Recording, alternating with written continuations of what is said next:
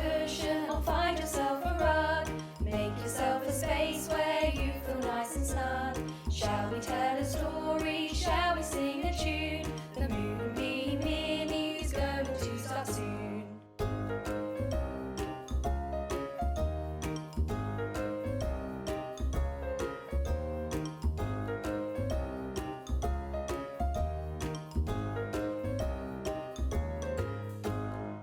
Hi everyone, it's Vicky, and today we are going to be reading The Gruffalo Child by Julia Donaldson and illustrated by Axel Scheffler. So as you can see, this book is set in the snow. And somehow I seem to have transported into a wooden cabin to read this story to you. So because of that, you have the opportunity to make your very own sensory snow globe. And it could look a little bit like this. Now, you can use your sensory snow globe whenever you want during the story, but especially when we sign snow. Snow. So I'm going to show you how you can make your very own sensory snow globe now before we start getting into the story. So let's go and do that now. To make your sensory snow globe, you will need a jar of any size that has a lid, a jug of water, and lots of glitter. Now you can use as many types of glitter as you have. This is your moment to get creative.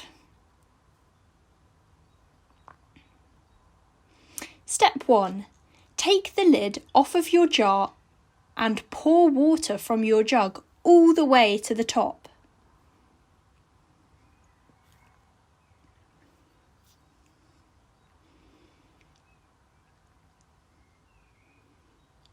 Step 2.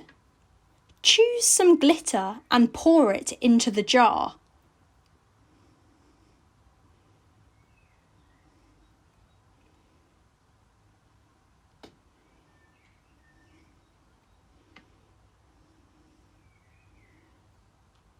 Step 3. Now dip your finger into the water and swirl the glitter round so it can float to the bottom.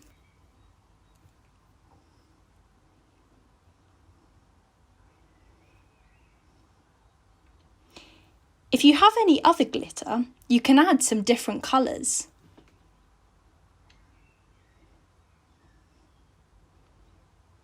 Make sure to swirl it around with your finger. Step 4. Once you're happy with your glitter, it's now time to tighten the lid. Make sure it's on firmly. And there you have it. A sensory snow globe.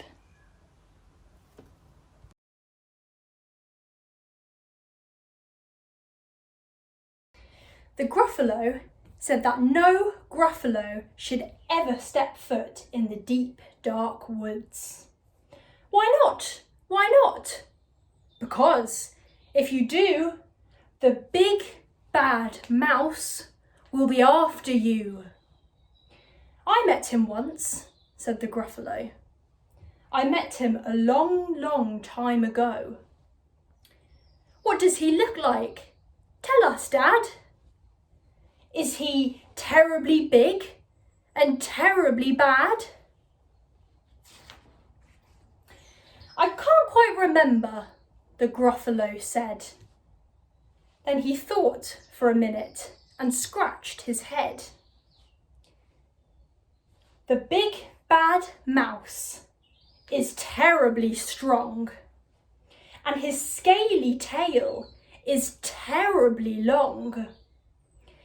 His eyes are like pools of terrible fire, and his terrible whiskers are tougher than wire.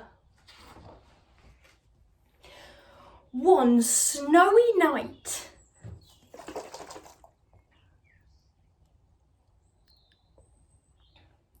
when the Gruffalo snored. The Gruffalo's child was feeling bored. The Gruffalo's child was feeling brave, so she tiptoed out of the Gruffalo's cave. The snow fell fast, and the wind blew wild. Into the woods went the Gruffalo's child. Aha! Aho! A trail in the snow!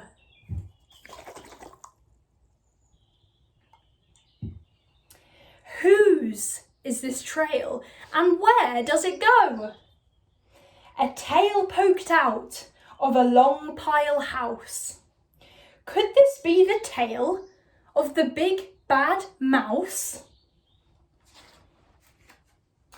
Out slid the creature, his eyes were small.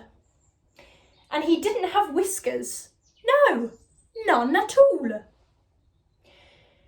You're not the mouse. Not I, said the snake. He's down by the lake, eating Gruffalo cake. The snow fell fast, and the wind blew wild. I'm not scared, said the Gruffalo's child. Aha! Aho! Marks in the snow!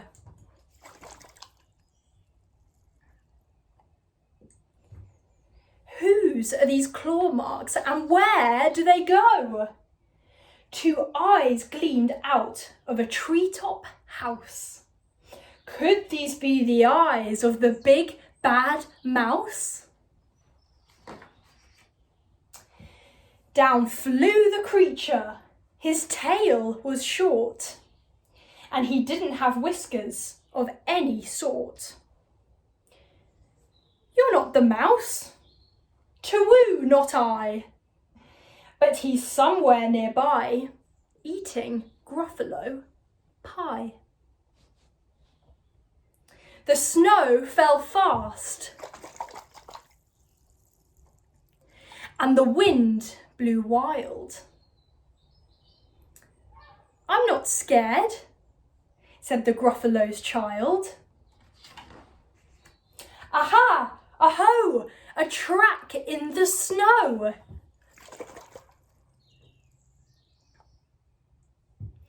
Whose is this track, and where does it go? Whiskers at last, and an underground house. Could this be the home of the big bad mouse? Out slunk the creature. His eyes weren't fiery. His tail wasn't scaly, and his whiskers weren't wiry. You're not the mouse. Oh no, not me. He's under a tree, drinking Gruffalo tea. It's all a trick, said the Gruffalo's child, as she sat on a stump where the snow lay piled.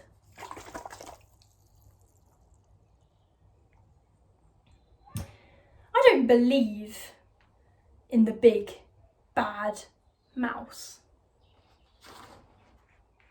But here comes a little one out of his house. Not big, not bad, but a mouse at least. You'll taste good as a midnight feast. Wait, said the mouse, before you eat. There's a friend of mine that you ought to meet. If you'll let me hop onto a hazel twig, I'll beckon my friend, so bad and big. The Gruffalo child unclenched her fist. The big bad mouse, so he does exist. The mouse hopped into the hazel tree. He beckoned, then said, "Just wait and see." Out came the moon. It was bright and round. A terrible shadow fell onto the ground. Who is this creature, so big, bad and strong? His tail and his whiskers are terribly long. His ears are enormous, and over his shoulders he carries a nut as big as a boulder. "The big bad mouse!" yelled the Gruffalo's child. The mouse jumped down from the twig and smiled. "Aha! Aho! Prints in the snow!"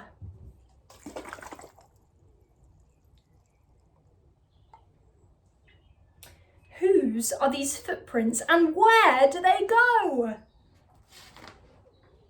The footprints led to the Gruffalo's cave, where the Gruffalo's child was a bit less brave. The Gruffalo's child was a bit less bored. And the Gruffalo snored and snored and snored.